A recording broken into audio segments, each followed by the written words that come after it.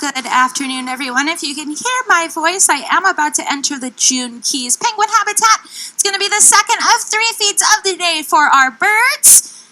So I'm going to try to enter the habitat, but I have some helpers hanging out. We have Lily, Dee, and Wally. 2 of them are juveniles that hatched this past breeding season, so last May.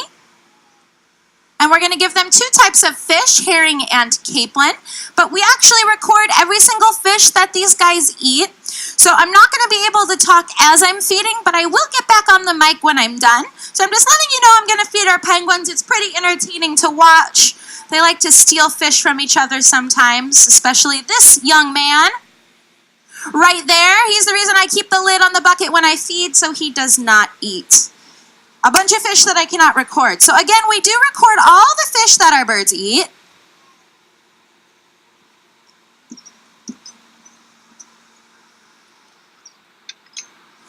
They also have a hangout spot in the back with a holding pool. That's what they're trying to access right now. But hopefully I can occupy them with food for a little bit. So we give our birds 2 types of fish, restaurant quality herring and capelin.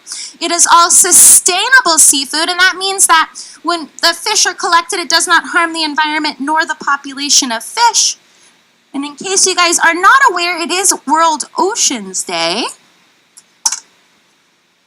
So I'm going to go ahead and get started by feeding our birds. I am going to get off the mic just as I'm starting to feed because I'm multitasking. I'm feeding the birds and I'm recording every fish that they eat.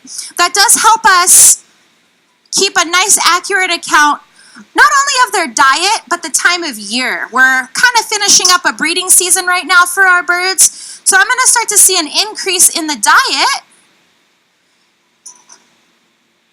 because they're going to be bulking up from molt. When they molt, they actually replace all their feathers at once. So if you've ever come here or gone to another facility when the penguins look kind of broken, it looks like a feather explosion all over them. That is a total normal process for them, but it is called catastrophic molt. So it takes a long time to regrow all those feathers. They have about 70 to 75 per square inch. And they bulk up about a month or 2 before. And I'm starting to notice an increase in diet. So again, if you're just joining us, I did start feeding our penguins. We'll see if I can talk on the mic and feed them at the same time. So we're giving them 2 types of fish. This is a herring here. This is a capelin. Our birds tend to prefer the herring unless your name is whatever and she's at the bucket right now. She will only eat capelin. If you came to our first feed, I was not feeding her fast enough, so she was trying to get my attention, and it worked. So she's had 6 capelins so far. These guys do swallow their food whole. In their natural habitat, their food might be a little bit smaller than this, but they just don't eat as many as they would. They really love their herring. That is Admiral Fancy Pants. He just had 2 herring, giving him a total of 6 herring today. If he were getting ready for molt, he could eat up to 10 to 15. So they really do increase their diet at that time of year. Penguin feathers are pretty cool. The structure itself is what keeps them dry in the water. But when you're a Magellanic penguin like the ones right in front of you, you can migrate 1,000 to 3,000 miles a year. So your feathers do become pretty worn on their journey, or on your journey. Oh. So they've learned or adapted to changing their feathers once a year. So that's why some of our birds look a little bit different, like Miss Cleo, who I'm offering a herring to right now. She has subadult or juvenile plumage because she hasn't gone through her first catastrophic molt yet. Once she goes through that, she'll look like everybody else. She'll get 2 bands. And it's kind of weird when you work with them because you get used to them looking like they do with their subadult or juvenile plumage. And then all of a sudden, they look different, but they act the same. And it's kind of weird for them too because it's the first time losing all their feathers and regrowing them. And in case you're wondering, everybody does have a little bit of a different personality. The way whatever prefers to eat is kind of a sideways flinging motion, but she's not super starving right now. These guys can get picky because they don't have to search for their own food. They get it hand-fed to them, which you would think would make them food motivated, but they're actually motivated by different things. Interactions with people, interactions with each other, sometimes different kinds of enrichment, something that stimulates them mentally or physically, helps them with their own health care. As you can see, they can be pretty picky and they don't always want the food that I hand them. But we let them regulate themselves. So everybody's had at least one fish today. This is kind of like a snack feed for them. They're not super hungry. Most everybody's had an opportunity to eat. They know they're going to get fed again at about 3:45. There he goes. So this is Avery here that I'm feeding, and Avery is one of our 4 birds that was rescued from Rio de Janeiro, Brazil. So you typically find these birds in Chile and Argentina in South America. Brazil isn't where you typically find them, although there is a breeding colony a little bit north of Brazil. It's a pretty newly established colony. My best guess is that these guys were searching for food. The currents changed and kind of brought them to that area, but the birds that were found stranded didn't quite find that colony, and they were deemed unreleasable because of different health ailments that they had. We have a little bit of bill dueling going on over here. That's one of the ways these guys can defend themselves. I don't think they're taking very good turns at the bucket right now, so they're kind of pushing each other around. Breeding season can bring out a little bit of aggression in our birds.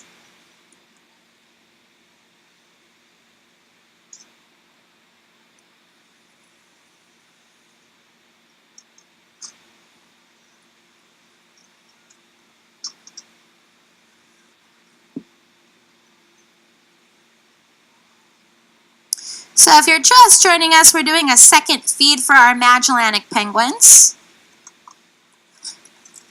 Our birds can be picky with their food.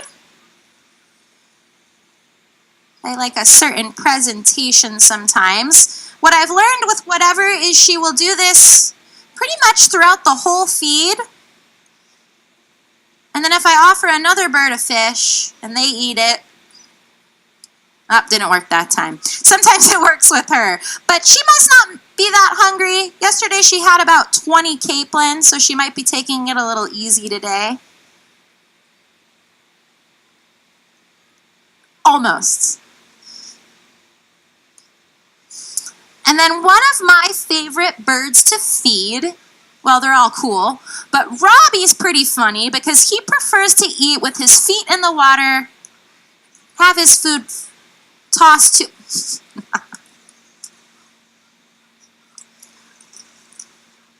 So there's a rule. When I say they're going to do something, they do the total opposite.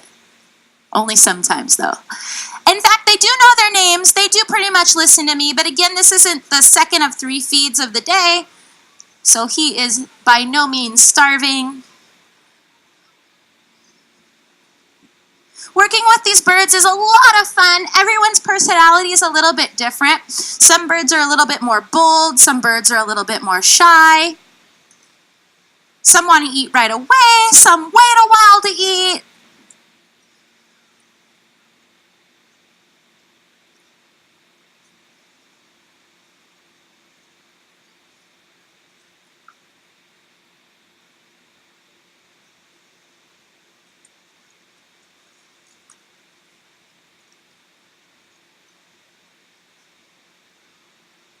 But again, they are a lot of fun to work with. So they are Magellanic penguins. They only breed one time out of the year. They're one of the biggest migrators out of the 18 species of penguins.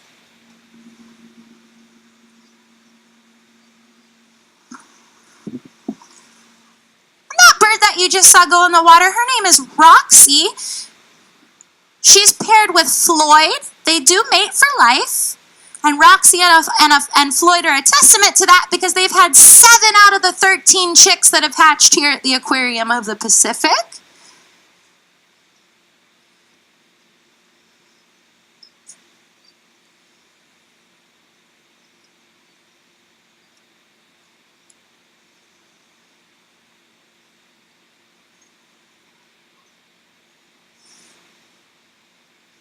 All right, whatever is finally eating that. Caitlin. Oh, she had 1. When you take care of birds, one of the first things I always tell people is to just sit and watch them, observe them. So that's what you guys are doing right now. And if you do that long enough, you can kind of start to not guess what they're going to do next. These guys can be creatures of habit. But, for example, Floyd here has had 3 herring today. He's not super hungry. That's the way he acts. That's a normal thing for Floyd to do. But let's say he didn't want to sit at the bucket. Let's say he sat over on that gray area. That's where some of the birds would hang out, but that's not his typical hangout spot. So that would be something that I would observe, note, tell my coverage partner, and see if he does that the same day. Just like us, sometimes they have off days.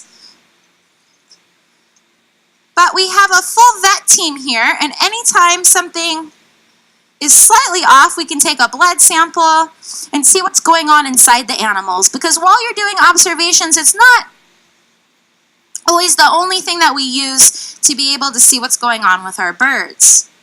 I actually use our webcam if I don't want them to see me, because they can recognize me in the morning. They bray when I walk by, because they know who I am. I've worked with these guys for about 8 years.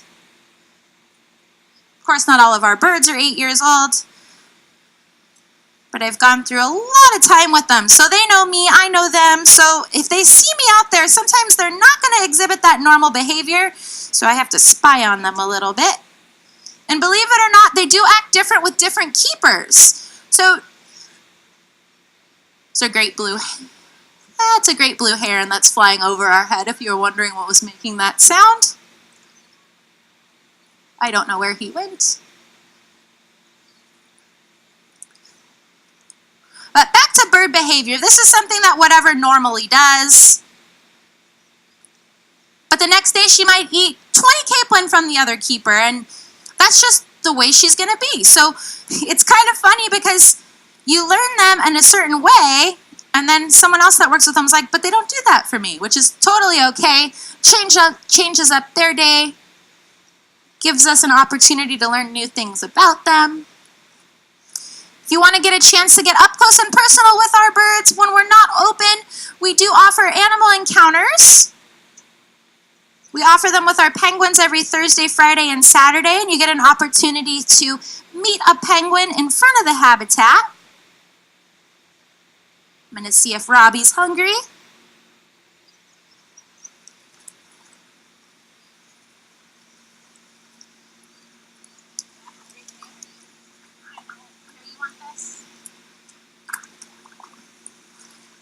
All right, they're telling me he just took that fish and ate it. So Robbie didn't want me to throw the fish to him. He had to eat it in the water, but that's okay. Thank you guys so much for supporting the Aquarium of the Pacific. We are a nonprofit institution, so your paid admission is going right back to these birds to help us take care of them. Thank you so much, and enjoy the rest of your day here.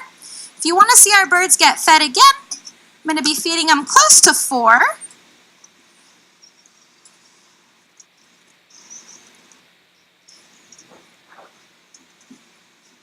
And again, you're looking at 23 Magellanic penguins, native to South America. They like to do this to me when I'm about to leave too. They're suddenly hungry again. Nope, they're not. So if you just caught the end of the feed, I offered our birds 2 types of fish, herring and capelin.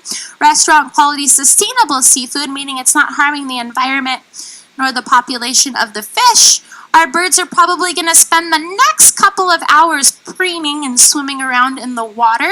But behind me, these are 9 holes or burrows. We're finishing the end of our nesting or breeding season. So what the males do in their natural habitat is they arrive about 3 weeks prior to the females.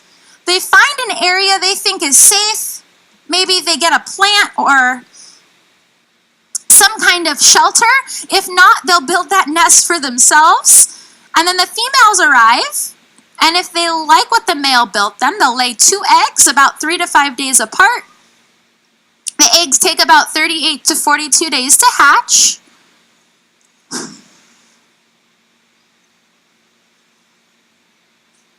And both male and female will incubate the eggs and also brood or raise the chick. So if you take a look at our birds, it might not be super visible right now, but everybody has a brood patch. It's a crease about halfway down their belly that it has bare skin, and it kind of can cup over the egg or incubate the egg and brood or raise that chick. And you can see Paddles and Ludwig here. They're defending their burrow from Floyd, who actually has a burrow right next to them. But lately he's been deciding that he wants to check out their burrow. So what's kind of fun with these birds is they go through these different seasons. Right now we're in breeding season, so hormonally these guys want to spend more time on land. But right now what they're kind of looking at is how everyone else is doing with their nest or their breeding season. And they will steal nesting material from each other. Floyd happens to make great nests, but he likes to build them when Roxy's in the nest, so he'll actually go in the nest, drop all the nesting material on her, leave. Another thing we've noticed lately is Skipper brings nesting material in his burrow, and his mate Jade doesn't like it and takes it right back out. So definitely check out our birds and observe them. It's one of my favorite things to do. They are a lot of fun to spend time with. Right here we have Wally and Dee and Gats. Gats is 2 years old. Wally and Dee are a year.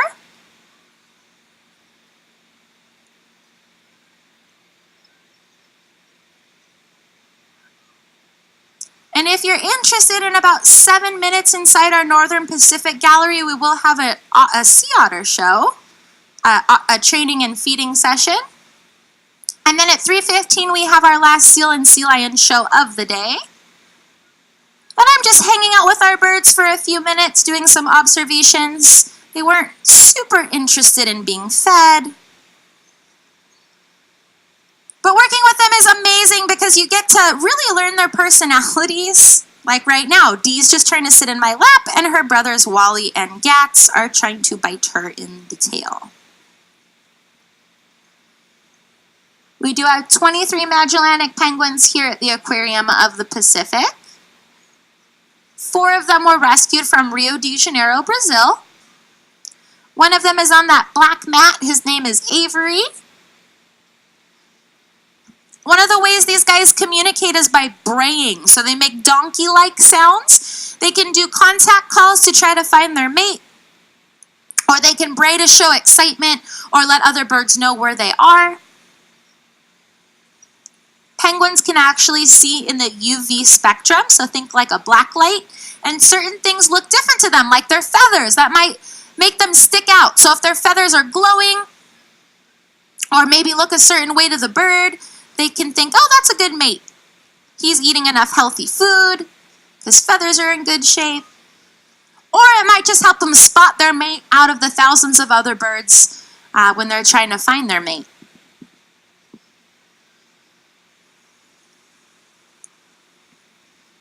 So if you're just joining us, I'm just talking about our Magellanic penguins for a few minutes while they're behaving themselves. I did just get done feeding them about 5 minutes ago, but they weren't that hungry. It's their second feed of the day. It's kind of like a noontime snack. They already had a kind of a late breakfast today. All the birds hanging out with me are youngsters that hatched here at the aquarium. We have had 13 penguins hatch here out of the 23 that live here.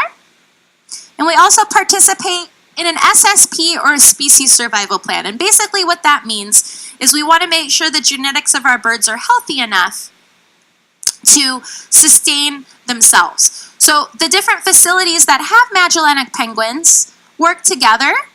Somebody knows all of the different genetics. There's something called a stud book, and there's different data about every single bird that lives in a protected environment. So like our 4 birds that were rescued from Rio, Brazil, that adds new genetics. They weren't able to go back to their natural habitat, and we were able to give them a home. And we got really lucky because 2 of those Brazilian rescue birds actually paired up with each other. Their names are Kate and Avery. They've had 3 chicks, Jade, Fisher, and Cleopatra. And so if those chicks were going to go to another facility, the genetics would be a lot different than some of our other birds. All of our birds' genetics are important, but when you have a protected environment or population of birds, you want to make sure they're as healthy as possible. So for example, we wouldn't want a brother and sister pairing up with each other or something like that. If it happens, that's okay. They just hang out with each other. They do bond with one another. Like you can see Paddles and Ludwig here. Ludwig came to us as a 6-month-old penguin, and Paddles hatched here. So Ludwig was a bachelor for quite a while until Miss Paddles liked him or his burrow. No, I'm just kidding. She really likes him and his burrow.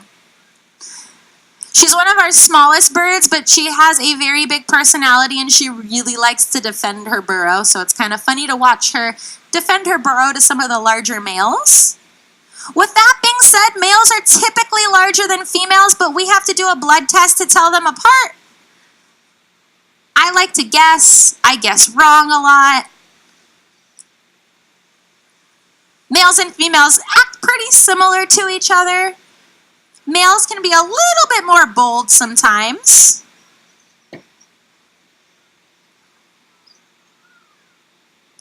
But some of the most rewarding times are the times like right now where they're hanging out with me. They're choosing to spend this time with me. Well, these 3 are. Everybody else is kind of doing their own thing. So I really do cherish these moments, and I love sharing them with people. But I'm probably going to leave the habitat in a few minutes because Wally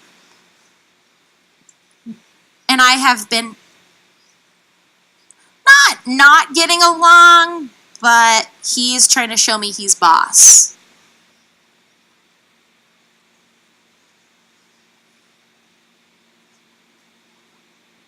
So he's one of our subadult or juvenile penguins that hatched last May. When you look like this, you kind of get a free pass with the adults because they know that you're not an adult quite yet. You're kind of like a rowdy teenager. But as soon as you get your adult feathers or plumage, you don't really get that free pass anymore. And what I mean by that are these 9 holes that you see. They have burrows or kennels attached to them. Most of them are occupied by pairs. And the youngsters like to go inside the burrows a lot, which they can get away with now. But like if this guy, Gats, tries to go in there, they don't let that happen. They don't really let anybody in there, but these guys can stay in a little bit longer than Gats here.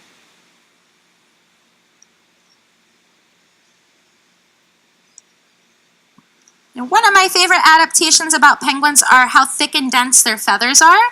So they have about 70 to 75 per square inch.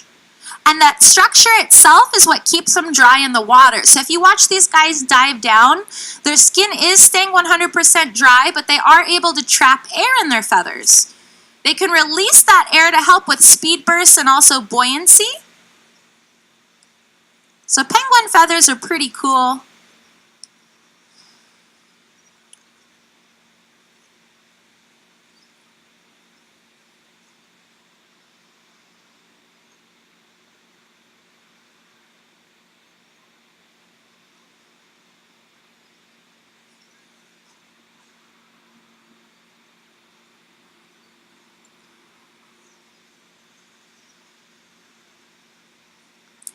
And if you get a chance to see them up close, which I highly recommend doing, if you notice they blink sideways, they actually have what's called a nictitating membrane. It allows them to see underwater. And while they can't fly in the air, we say they fly in the water. They have wings, but they're modified into fused, flattened flippers that help push or propel them throughout the water.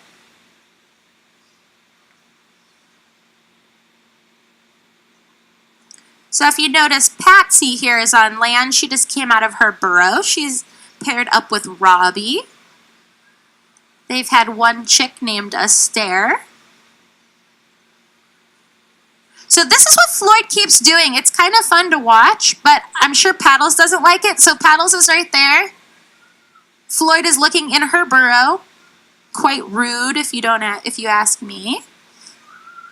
But her mate Ludwig doesn't really care. It's really just Paddles that doesn't want Floyd around there. These guys definitely have their own social dynamic.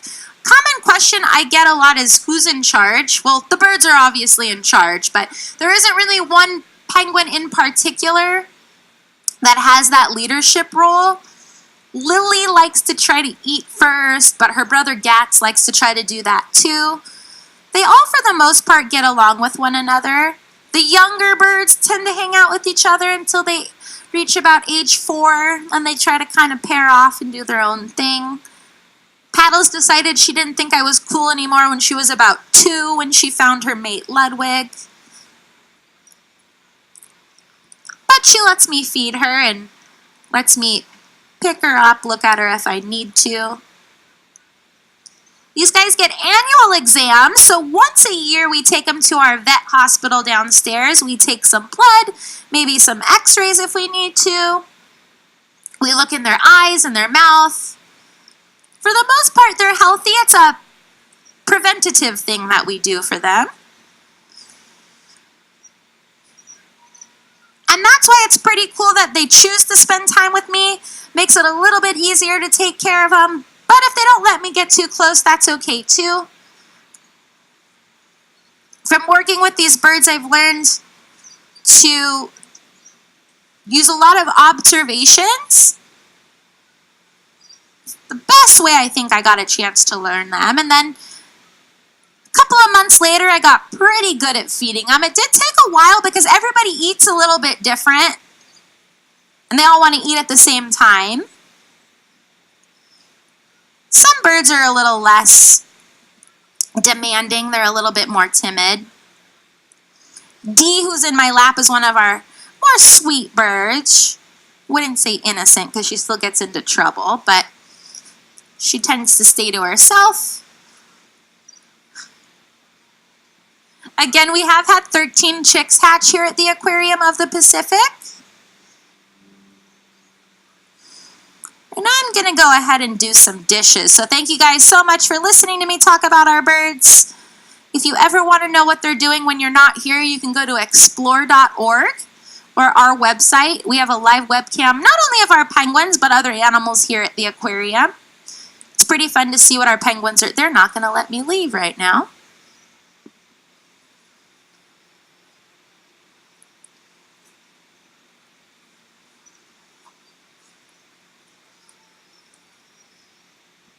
And if you aren't aware, it's World Ocean Day, so you're in the right place.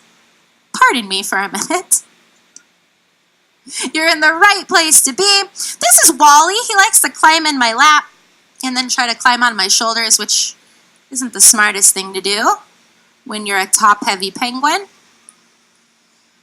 But this guy, Gats, he's 2 years old. If you can't tell, he's actually biting them in the tail and the feet. So he's making this a little hard to talk to you guys. So if I sound distracted, that's one of the reasons why. Magellanic penguins are native to South America, Chile, and Argentina. Also the Falkland Islands. If you look at our penguin statues behind you, that's Puni Hill in Chile, one of their breeding grounds. It's about 2 million Magellanic penguins out there. They're near threatened. One of the reasons for that is the food source for these birds. They follow the currents, and they also like to fish really close to the shore. That can get them into some trouble with shipping lanes and also fishing boats. But they actually migrate about 1,000 to 3,000 miles a year, going up and down the coast of South America searching for food. They are in the banded penguin family, along with the African Humboldt and Galapagos penguin. So a common misconception is that all penguins have to have ice or snow, and they really don't. There's really only about 2 to 3 ice or snow dependent penguins. Others might go their whole lives without seeing snow. These guys don't mind crushed ice as enrichment. So if you hear the word enrichment is something that stimulates them mentally, physically, or helps with animal health care. I don't really know what this is, but it's helping with their own health care because they're hanging out with me. If I need to look at them, I can. If I need to look at their flippers, their feet, they're pretty much going to let me do that. His feet look great. This really isn't physical exercise because they're not moving around too much, but it could be mental stimulation. We do offer penguin encounters 3 days a week, so they get a chance to meet new people. I see what you're doing. You're just fighting with each other. These two are actually brother and sister. In fact, these 3 birds up here are all brother and sister. Roxy and Floyd have had 7 out of the 13 chicks. I don't know if you can see it, but Roxy and Floyd are actually allo or mutual preening each other right now. Penguins do mate for life. It's been pretty cool to watch some of these guys grow up and find mates.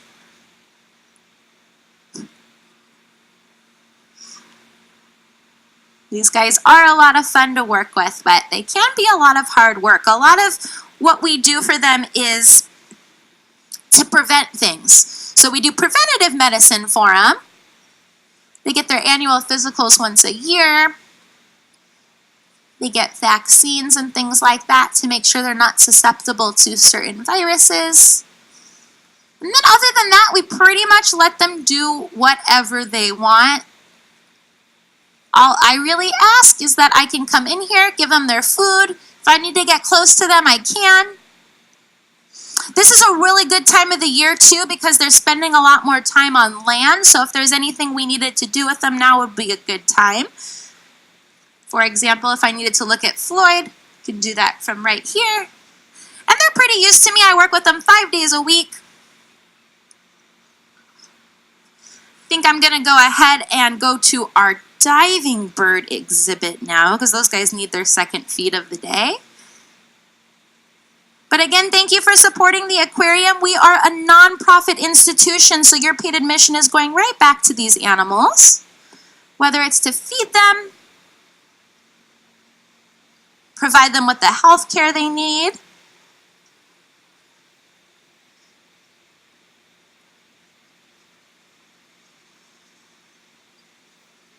or anything else that they might need.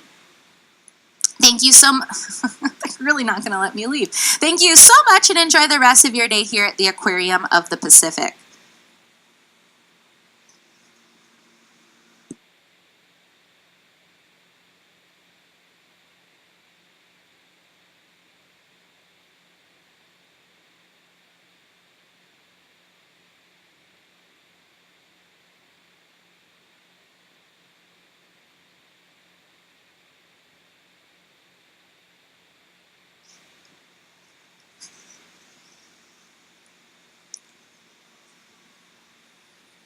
Dee and Wally wanted me to let you know that I can't leave yet, so I'll talk a little bit more about Magellanic penguins. If you look at Lily, oh no, she just started doing it. There's another bird, I can't quite see who it is, but his tail's fanned out, and in the middle of that fan, there's a gland called the uropygial gland.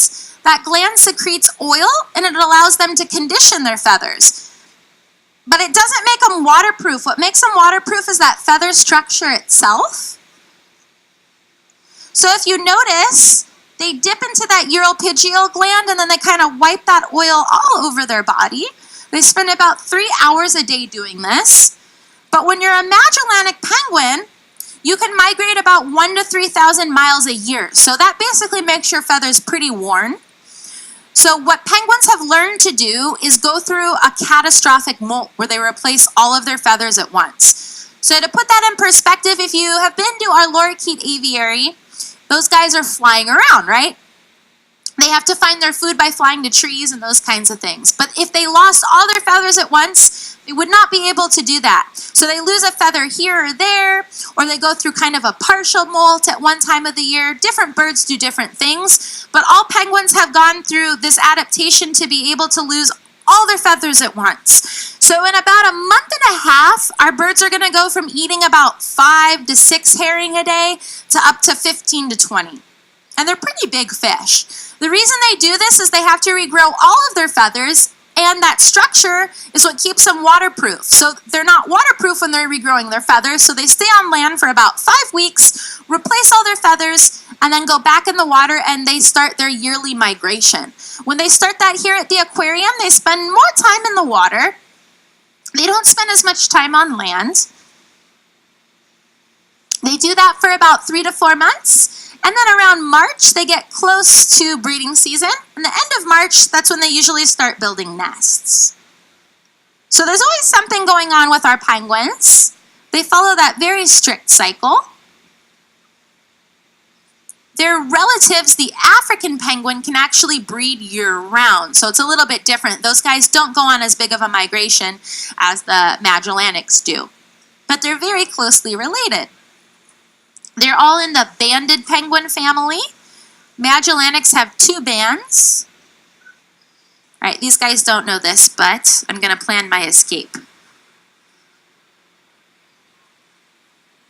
So I will be back out here at about 3:45 to 4. I'm going to give these guys their... I can't leave. I have to stay here the whole rest of the day. I'm going to give them their last meal of the day. They're just kind of using me as a jungle gym right now, which is totally okay with me. This is Dee, Wally, Gats, Cleo, Astaire. These 3 are all brothers and sisters.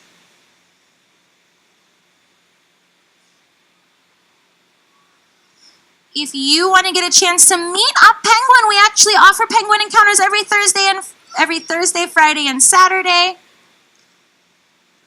Dee has been a really big rock star at our encounters, so has Cleo. The birds kind of choose if they want to do the encounter. You can see they're choosing to interact with me right now. They're having some brotherly or brother-sister arguments right now. All right, I'm really going to leave. Thank you guys so much for listening to me talk about penguins. If you happen to have any other questions, I will be back out here at 4. I'm going to try to break this up. So that's called bill dueling. It's one of the ways to establish dominance.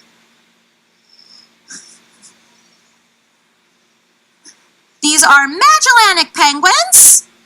I did a very long feed, but they weren't actually that interested in the food. They were more interested in hanging out.